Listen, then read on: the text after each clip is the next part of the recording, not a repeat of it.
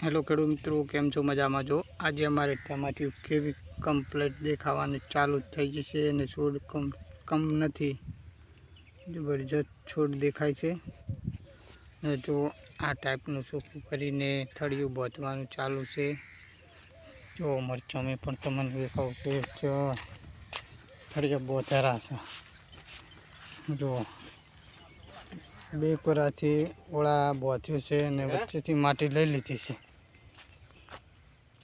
સેઠુથી બધામાં ઓળા નખાઈ ગયા છે ને મરચીમાં પણ મરચાં આપણે આવી ગયા છે. તમને બતાવો, જુઓ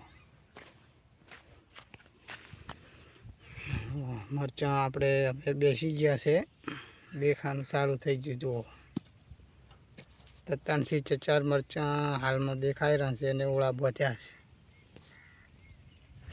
કેવા મરચાં છે ઓર રાખજો ને. આવા મરચાં આવવાનું સારું થયું છે અને ફૂલ ફાલ પણ સારો દેખાય છે.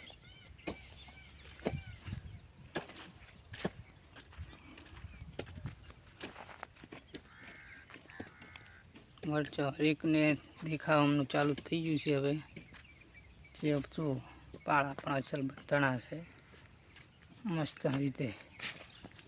મરચાં પણ હવે દેખાવાનું ચાલુ થઈ ગયું છે.